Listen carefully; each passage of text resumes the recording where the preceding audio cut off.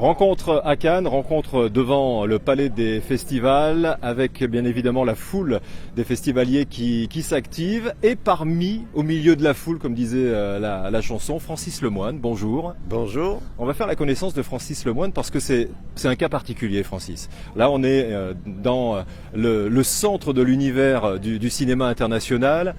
Cannes, évidemment, les plus grandes stars, les plus grandes productions, Indiana Jones, le nouveau Harrison Ford qui va arriver, Michael Douglas et Francis Lemoine. Il n'est pas du tout du milieu du cinéma et il s'est mis en tête de réaliser, d'écrire un film, attention, un long métrage comme ça, voilà. J'ai toujours été passionné de littérature et de cinéma et j'ai écrit un scénario, mais je suis un laborieux, j'ai mis longtemps à l'écrire et je l'ai présenté justement pas loin d'ici à la Maison des scénaristes au Festival de Cannes. Il a été sélectionné. Donc ça m'a encouragé à faire le film parce que beaucoup de personnes étaient prêtes à m'aider et en plus de ça, avec le numérique, c'est beaucoup plus facile et il n'y a pas d'effets spéciaux, il n'y a rien du tout, donc on s'est dit on va faire le film. On y travaille depuis 18 mois, le premier clap on le fait normalement en mai 2024. Mai 2024, alors déjà, c'est quelque part une déformation professionnelle de ta part, voilà, tout est cadré, tout est bouclé. Oui, c'est des mes traits de caractère, je suis très ordonné, très méthodique. Et avant, je travaillais dans l'industrie pharmaceutique. J'ai fait toute ma carrière professionnelle dans l'industrie pharmaceutique et ça m'a appris beaucoup de choses. Ça m'aide aussi, j'ai acquis des compétences qui m'aident à monter le projet. Alors, le film, déjà le scénario a été repéré. Alors, entre l'écriture et la réalisation d'un film, maintenant j'en viens, mais que fais-tu aujourd'hui à Cannes? Tu es là pour 2 jours, quel est le but? Alors le but c'est de chercher maintenant, puisque tout est bouclé, un distributeur. On a l'objectif de le diffuser par une plateforme. Donc il y a le marché du film où justement on va essayer de prendre des contacts pour rencontrer des dirigeants de plateformes, Netflix, etc., pour leur présenter le projet et trouver donc un distributeur. C'est la dernière ligne droite. Et alors, est-ce que tu t'attends tout de même à des réactions un peu surprises? C'est-à-dire, tu n'es pas du milieu, ils vont rencontrer des professionnels qui ont déjà réalisé des films, qui font partie de grosses productions déjà, et tu arrives, comment vas-tu, entre guillemets, défendre ton bébé?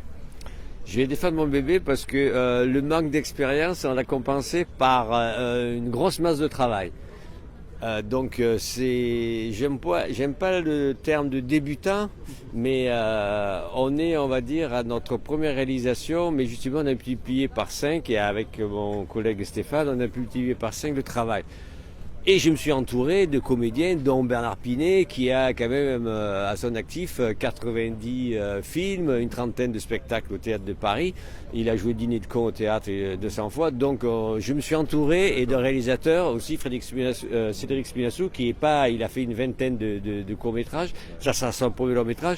Mais je m'entoure justement, c'est pas moi qui vais tourner le film, je m'entoure de la compétence des comédiens, du réalisateur pour monter le projet. Et le thème va séduire parce que le film s'appelle Délicieuse et tragique, ça parle justement de tous les délices et les tragédies de la vie. Voilà, parce que c'est vrai qu'on n'a pas parlé de ce fameux scénario, on va pas d'ailleurs tout dévoiler évidemment, mais la trame du film c'est des retrouvailles, des rencontres. Voilà, c'est 3 couples qui étaient en fac ensemble, qui vont se retrouver quelques années après.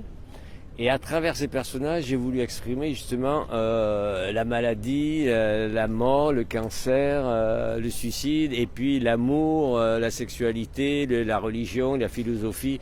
D'ailleurs, à la Maison des scénaristes, ils ont comparé un peu ce thème, ils appellent ça un film choral, à l'image de ce que fait Denis Arcand et plus vieux, c'est comment il s'appelle, notre cher Claude Sauté. Alors là, c'est vraiment, je me fais tout petit devant ces grandes personnes, mais j'ai eu une critique très positive qui m'a comparé à ce genre de réalisateur. C'est plutôt flatteur. Est-ce que tu as aussi un étalonnage par rapport au fait de réaliser un film avec très peu de moyens?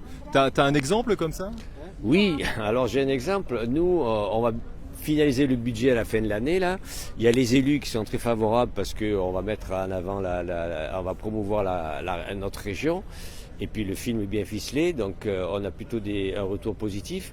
Et puis je vous donne moi Paranoia, par exemple, un film qui a été tourné avec un iPhone 7 en 2018, 14 millions de dollars de recettes dans le monde. Donc il savait pas que c'était impossible. Donc Alors, il l'a fait. Vous connaissez la formule, donc il l'a fait. Hein, l'écrivain qui a écrit Tom Sawyer, enfin je sais plus comment il s'appelle. Donc voilà. Mais voilà. Ah ben, on vous souhaite même le 10e de cette réussite, Oui. hein, Francis Lemoine, et déjà de belles rencontres ici à Cannes, avec peut-être le coup de cœur d'une distribution, même si c'est aux antipodes, pourquoi pas. Voilà. Et puis là, on a le monde entier à nos pieds, que ce soit la Chine, que ce soit tous les pays de l'Est, le Japon. Ils sont aussi friands un peu de cette France rurale.